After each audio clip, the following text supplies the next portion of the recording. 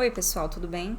Então, quero falar hoje para vocês sobre um tema que é altamente polêmico e eu tenho uma opinião bastante controversa a esse respeito. Eu sei disso. Eu sei que isso tem alta chance de dar hate, de dar picuinha, treta. Não gosto de treta, não ligo para essas besteiras de internet, mas eu quero falar sobre isso mesmo assim, porque é um assunto muito importante. Eu quero fazer uma série de vídeos desenvolvendo a questão dessa história de todo mundo tá fazendo terapia com o chat GPT. Se é para fazer, se não é para fazer, se é uma coisa perigosa, o que isso pode dar, quais são os riscos. E para poder responder essa pergunta, eu vou ter que desenvolver isso de certa forma lenta. Não vou poder ir direto ao ponto. Realmente eu preciso fazer várias ressalvas, porque é um assunto complicado. É bem mais complicado do que simplesmente eu chegar aqui e dizer é bom, é ruim. Sabe? Eu sei que as pessoas gostam dessas respostas rápidas e, enfim, mas eu não tenho como fazer isso, de fato. Eu tenho uma opinião sim a respeito, eu vou explicar pra vocês, mas eu preciso fazer um percurso, tá bom? Então, o primeiro ponto que eu quero que todo mundo leve em consideração é que a formação, o nível, não a formação, né, mas o nível geral dos psicólogos no Brasil é muito baixo. Eu falo isso com todo respeito aos meus colegas, eu sou psicóloga, eu fui por muitos anos professora de faculdade de psicologia. Eu faço supervisão a psicólogos que atendem na clínica. E eu fiz toda a formação. Eu sei do que eu tô falando, tá? Eu não tô querendo fazer isso pra poder me colocar de superior. Ai, porque as pessoas são ruins, mas eu sou uma psicóloga boa. Não é isso. Eu vou explicar pra vocês, tá? Em primeiro lugar, você tem que entender que os psicólogos, eles não descem do monte do Olimpo. Quem se forma em psicologia são pessoas que são membros da sociedade, em geral. E o que a gente vê quando a gente olha para a sociedade brasileira hoje? Em primeiro lugar, pessoas muito adoecidas.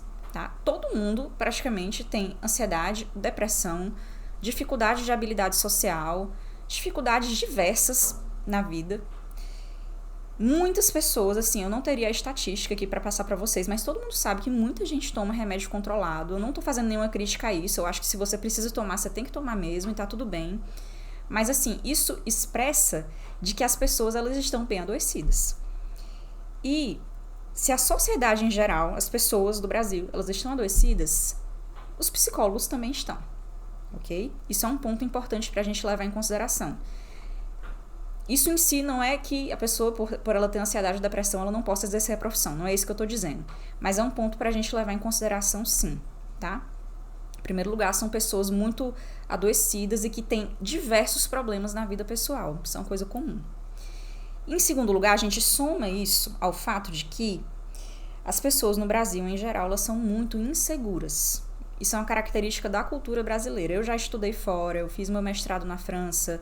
Quem sai do Brasil, isso fica um pouco mais claro. Quando você tá meio que aqui imerso no circo, você não percebe muito as coisas, porque você tá dentro da confusão. Mas quando você sai, você tem a impressão de que você saiu de um hospício.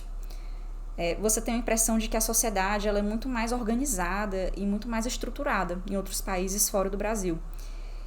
E essa confusão brasileira, que acontece em diversos níveis, de fato deixa as pessoas muito inseguras.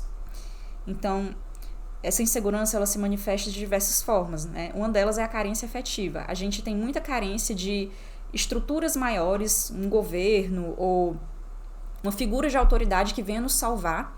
Figuras messiânicas dão muito certo no Brasil, por esse sentido. A política expressa isso perfeitamente, tanto na esquerda quanto na direita. E as pessoas gostam muito de validação afetiva, porque elas justamente são muito inseguras. Lembrem-se, eu estou falando da sociedade em geral, mas também dos psicólogos. Eles também vêm desse ambiente cultural, que é um ambiente cultural bastante inseguro mesmo. Então é muito comum os psicólogos não terem tanta segurança no Brasil dentro da sua prática. É um dado cultural importante, isso. E outro ponto importante, esse é mais, eu acho mais chato de falar, né? Mas vou falar.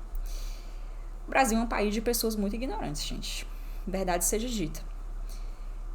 Eu tô tecendo todas essas críticas com toda a sinceridade do meu coração, sabendo que eu estou dentro desse problema, ok? Então, de certa forma, é uma autocrítica também, tá bom? Não tô criticando vocês do alto da minha sabedoria perfeita. Eu estou me colocando dentro do problema, que é até um exercício meio difícil de fazer. Mas vamos lá.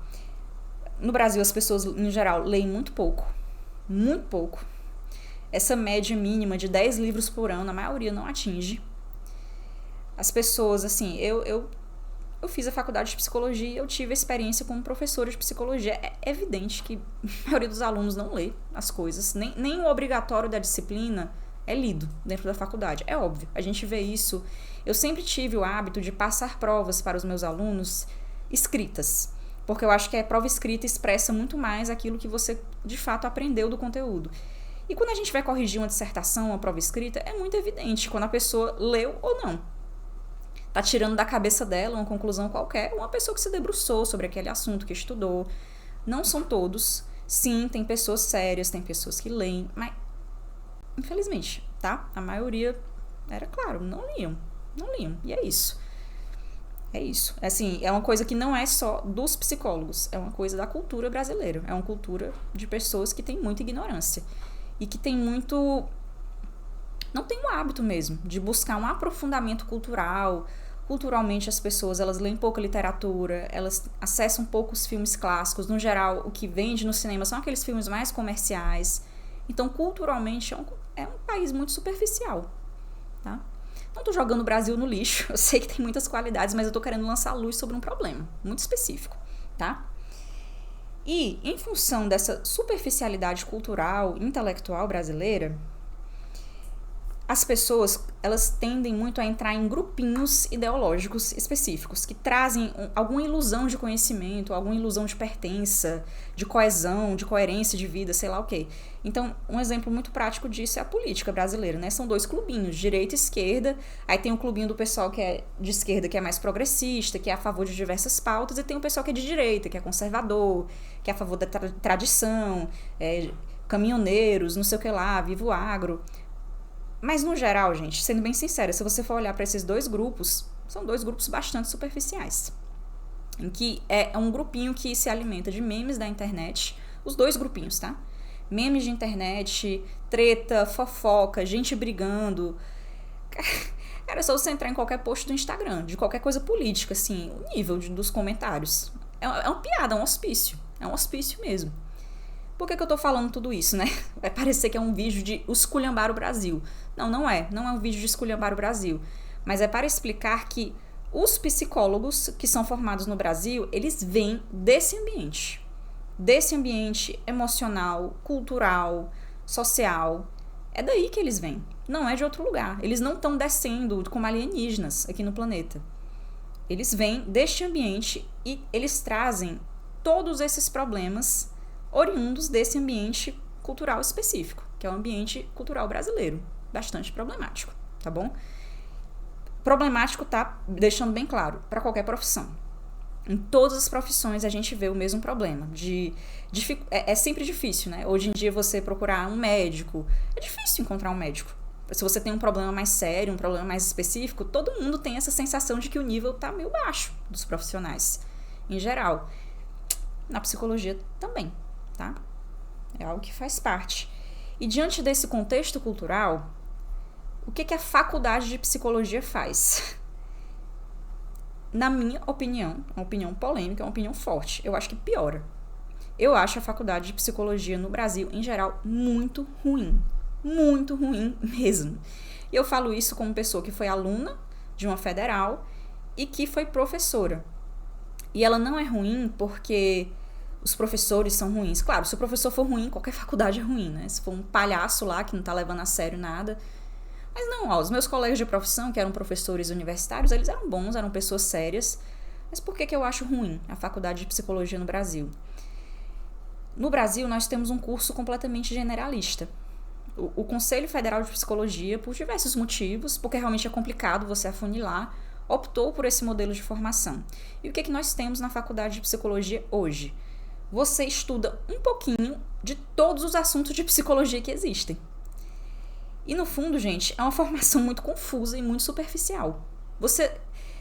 O sentimento, de verdade, de alguém que termina o curso de psicologia no Brasil é de, cara, eu tô mais burro do que quando eu entrei. De verdade, eu tô mais confusa, tô mais perdida.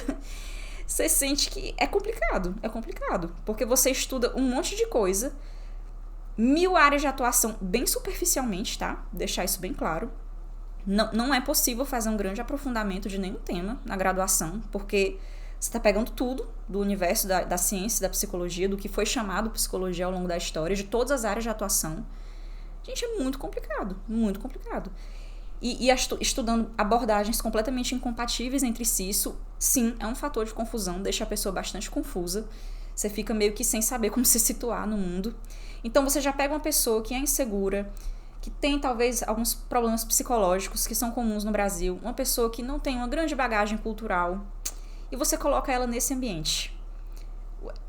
O que você tem de resultado é uma pessoa bastante confusa, bastante insegura, e que agora vai estar sendo colocado no mercado diante de problemas muito complicados, em que muitas vezes ela não sabe como resolver, tá? É bem normal.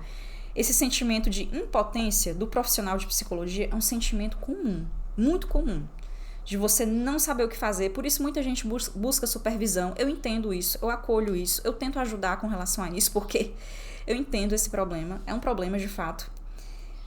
Mas, vamos lá. Indo para o tema central aqui do vídeo. Por que isso tem a ver com busca de pessoas por fazer terapia no ChatGPT? Por causa disso, é muito difícil, é uma profissão difícil, tá? Psicologia. Eu sei que tem faculdade em qualquer lugar, assim, supostamente qualquer pessoa se forma em psicologia.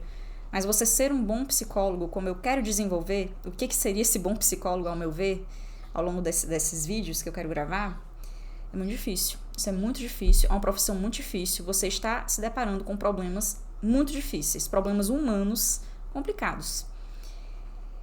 E, nesse sentido, é muito comum as pessoas terem a impressão, de que terapia é caro, 2, de que não serve pra nada. A pessoa, é muito comum mesmo, tá? Esse relato de que, eu tentei fazer terapia, detestei. Fui lá, a pessoa não conseguiu me ajudar, eu saí e foi pior. Ou a pessoa não conseguiu entender meu problema, a pessoa não conseguiu me ajudar com relação ao meu problema. Gente, isso é comum. Isso é comum, tá? Verdade seja dita, eu não tô querendo aviltar a minha profissão, de forma alguma. Seria um tiro no pé. Eu sou psicóloga, eu trabalho com psicoterapia, tá? Mas eu entendo que isso é um sentimento comum entre as pessoas, de que não serve, não tá ajudando.